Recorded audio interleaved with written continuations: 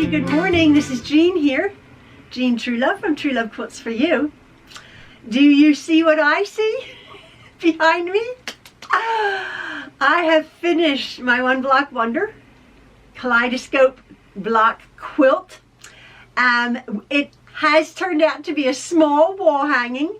I'll show you some closer up pictures, but you followed me along with this journey to make this not an easy project. Not hard, but confusing, and you had to keep track of things. I'm really thrilled the way it turned out. I love the fact that the panel that I used is within this very busy pattern of the kaleidoscopes. Even though it's a small wall hanging, you almost have to look for the lady in her garden, the Ukrainian themed panel that I had gotten. I just love it. I really do. The following little clips of video, that's going to be a short video, is just me finishing it up. I had worked on my sewing machine. The last video that I had put up, everything went wrong with my Juki. Here, the bobbin cage, the inner spring fell out, and I had to actually YouTube a tutorial on how to actually fix it. Awesome, fantastic. If everything you want to need, you just Google it or YouTube, and there it was, close up exactly. My machine's working like a dream. I got rid of that horrible thread. I got another thread, so I finished quilting my quilt here. I show you how I finished quilting the kaleidoscopes. I actually started doing the vertical rows that we had sewn together, and then I did go back and I went and did the diagonals of the actual hexagon shape. The quilting on my quilt is almost non-existent looking quilting, as opposed to a busy quilting pattern all over. I think the quilt is so busy anyway that I didn't want to detract from that. I did do a free motion quilting stitch, which I will show you in the little bits to follow, for my panel for the lady, very loosely. This has been quilted about every 1.5 inches, 2 inches apart. Again, consistently with straight stitches and with just a little bit of free motion quilting over the entire quilt. It's ended up a lovely wall hanging. I said that, I had no clue what size. If you refer back a couple videos ago, Jen's quilt with a large panel ended up a very large quilt. So there you go. This is a small panel, and it ended up a lovely wall hanging. I did put my borders on it, and I did bind this with my yellow and white stripe. You can hardly see the binding because it matches my walls perfectly. As you know, we moved into this home about 6 months ago, and we have done no painting at all. My husband actually came in to see the quilt, and he said, we're not yellow people. The whole house, basically, other than 2 rooms, is painted yellow, but it goes beautifully with what we wanted, and we're fed up painting and decorating and all of that. We're done, and it just goes so pretty. So my sewing room here is yellow, so the quilt just looks so pretty. And again, I really love it. The backing, I will show you on the video to come, is the multicolor of the actual outer border, which I think is so pretty, ties it all together. I did put my white inner border in. So yeah, so that's the end of that project. I made a big song and dance of it, but again, it wasn't an easy thing. I have a few little tricks and thoughts up in my mind for what I want to be doing in the next few videos. I am going to be doing a tutorial on a little tool holder. This is what I'm talking about. I made this, and it's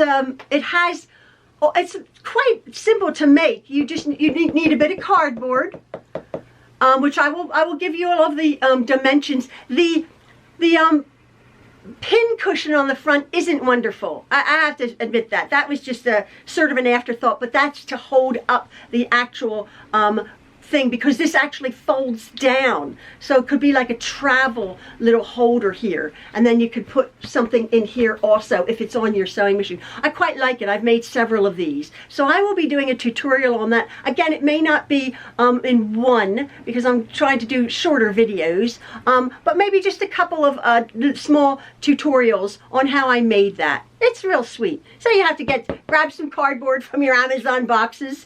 Ooh, that's a nice box, right? We get stuff on Amazon, and it's so funny because Maxwell and I are like, oh, that's such a nice box. Don't you think that? It's like, I don't want to throw that box out, so we do recycle, but I have a whole basement full of lovely boxes I don't want to get rid of. It's so funny. So that's to come. But again, I wanted just to thank you, everything. Ian and Maxwell are just okay. They are actually being treated. Maxwell's leg has been damaged, hurt a little bit from the car accident they were in, and Ian's back, although he's feeling a little bit better, doing stretching and getting some treatment. So we want to thank you so very much. It was a bit traumatic the last few weeks, and I'm trying to get over COVID and all of that, and the car crash didn't help, but we're on the upward swing, and the weather's getting prettier, and it's going to be spring, maybe. So I just wanted to say thank you. And again, your lovely comments that you always are so encouraging from Maxwell and Ian and the Trueloves. We really do appreciate it. But for now, there you go. My one block wonder quilt is done. So I'll just show you very quickly how I put the whole thing together. All right, folks. Thank you so very much. Love from the Trueloves. Have a lovely day. Bye.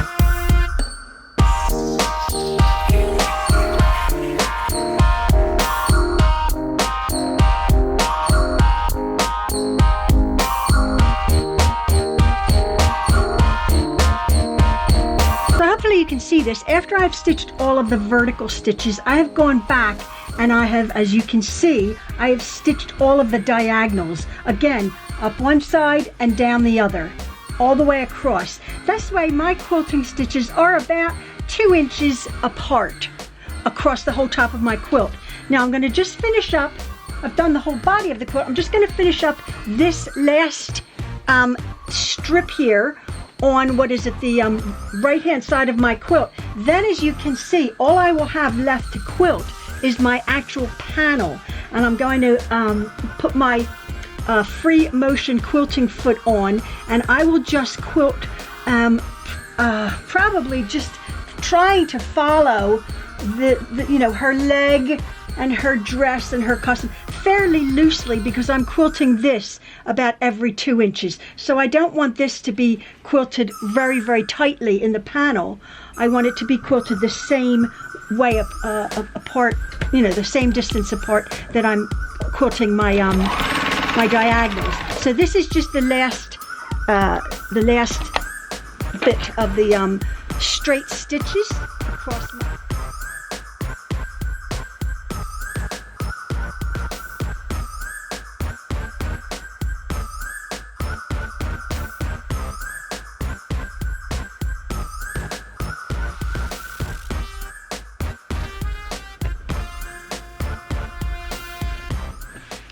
So hopefully you can see this.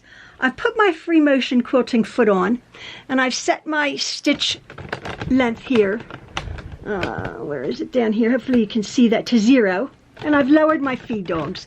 And I'm ready for free motion quilting. I've just started a little bit. Now again, because I want to keep my quilting stitches about 1.5 2 inches apart. I'm quilting this extremely loosely. As you can see, I've gone on the top of her head here. I've not even done her face. I'm just going to come and I'm going to do her collar to her outfit here. And again, with free motion quilting, going backwards, you can go forward and backwards, backwards and forwards. Let me just do up her neck there. And then I'll just go into the flowers. And as you can see, I'll just do this ribbon loosely. Like that. And there's 2 little houses over here. I'll just outline them ever so lightly in the grass. Then come back to her blouse. And again, a very loose stitch. Just to sort of emphasize that her sleeve and her blouse are there. You can see that. I will do her arms. Just around. Not really all that specific. And back on myself. Just do her hands there. And then I'll come out and I'll just do the flowers very loosely. And again, I'm on her apron here. Let me just put that down because I have to put take this off, my pin. As you can see, it's just added a little tiny bit of relief. Now I'm doing it this way, and again with free motion quilting, let me put the fabric in front of me now so you can see what I'm doing. Oops. So hopefully this isn't really in the way. It might be actually. That's why I did it sideways. So as you can see, hopefully here, I'm going to just be doing her costume back and forth. Just go over that stitching, come back around here, and then just back. No real rhyme or reason. Very loosely. As you can see how quickly it's working up. I'll go back up to her costume, and then come back down on this bit of grass here. Needle in. Always when you're free motion quilting, keep your needle in. Now I see a sort of a curve here, and so I'll just follow that loosely around here. Maybe that's the curve of her skirt. Up and down like that. Needle down. I'm going to move this around here. It doesn't really matter when you're free motion quilting. I sort of divorce myself from the entire scene and just work with what I'm looking at. And again, just a couple, an inch or so apart. Just come down here a little bit. There's a little bit of a flower there.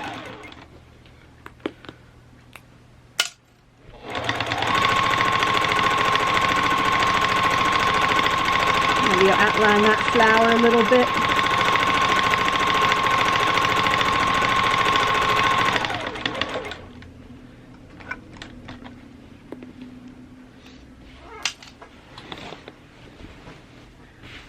And almost, for the most part, it's done.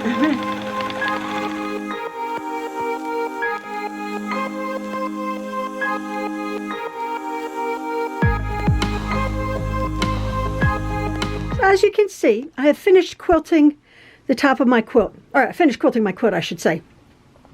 I have free motion quilted, as I was just showing you. Some of the bits in here, I don't know how well it's showing up, but her skirt. And some of these leaves, I've sort of outlined the leaves there. And again, the grid, every line, vertically, diagonally, I have quilted.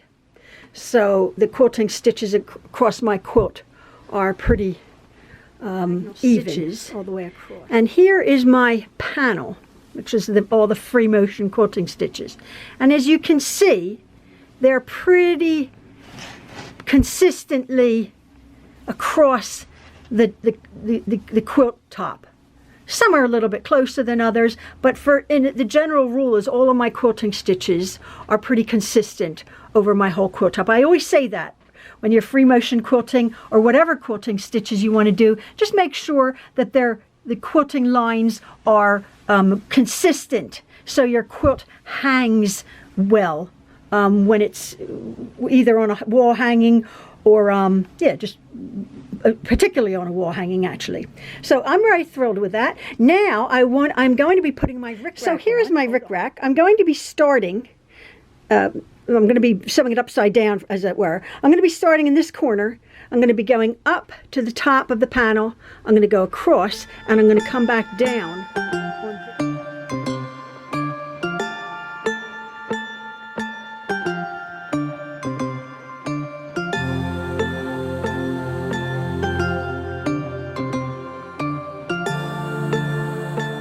So I have my free motion quilting foot on, and here's the beginning of my rick rack, okay, which has that raw edge, right? Hopefully this will work, I'm not quite sure. So instead of stitching the raw edge down, which I could actually, I could just stitch that raw edge down, but I might turn it onto itself. See that yellow bit? I might just turn that on, find the actual curve. Hopefully you can see that. Yeah, I'm going to find that actual curve. So I'm going to start, sort of just finger press that. So there's no raw edge, and I'm just going to start it on that corner there. And around. I'm going to, well, I won't actually pull that stitch up because it's a little bit wonky. I'm going to make this nice and loose. Now my whole purpose is to stitch my rick rack onto this this border here between my panel and my border. I'm just going to cover that. Now I'm going to, hopefully I can do this. Now this is just free motion quilting, so my needle's just going up and down. I'm just regulating it. So I'll just secure that end. And now hold on, just shift that, yeah, that, let me just tuck that, yeah, there you go, tuck that, just so to begin it, excuse me. So now, yeah, I can do that. So I'm not, needle down, I'm going to keep this nice and loose. I'm not pulling anything. I'm not pulling this. It's just laying flat. If anything, I'm really relaxing my rick rack, okay? Now I do have a stitching there where I stitched, well, in the ditch. It's not great, but I stitched there. So I'm doing this at the very end. I was telling you when I do my rick rack, I do it at the very end because I don't want another thing of stitching along here. So I'm just stitching down, and I'm using white thread, you know me. And with free motion, I can just, yeah, it's okay. I can just sort of go back and forth, just keeping that. It's not as easy as it looks. It's not wonderful. I can just go back and forth. Again, if you have for those of you who want to do this, obviously you would get out your machine that has a zigzag, not a zigzag or a wide zigzag, or like a serpentine snake-esque curved stitch. But this is working pretty good. I'm just going back and forth. As you can see, I'm going slow. I'm the stitch regulator.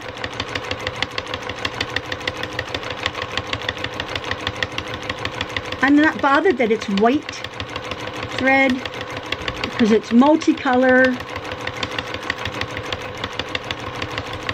Come over here. Now, let me put my needle down. Let's see what this looks like. I don't know what it looks like. Yeah, it's okay. Can we see that? Hopefully you can see that. It's not perfect, but at a distance, all you see is the rick rack. Now, my needle's down. I'm going to turn this. Now, I really have to be careful that I turn this, that I cover that white border there. So I'm going to sort of make a little tuck of my rick rack, maybe, or not. Again, just sort of tuck it onto itself, or tuck it under itself. That's what I'll do. Like such. Because that will sort of be visible. You'll see that. So it's going from pink to purple. Put my presser foot down. very carefully. My hands are in the way, but you'll see in a minute what I'm doing. What I did, I just broke my needle. That's what I've done. I just broke my needle in that corner. You see that? There's my needle. Okay, so well, it worked. It worked pretty okay, except I broke my needle because it's a little bit of a lump there. So I'm going to replace my needle, but again, I'm just going to finish up. I like that. I'll bring this up. You see what I've done there? I've made a nice little corner of my rickrack, and I would just place that right along there, having changed my needle, and do the same thing, and I'll just reinforce that. I should have done that stitch by stitch. I should have done it. I should have turned the hand wheel, because it is a little bit of a lump of fabric. But yeah, quite like that. So then I'm going to finish my rickrack, and I'm going to put the binding on, and you will see the finished product. All right, thanks.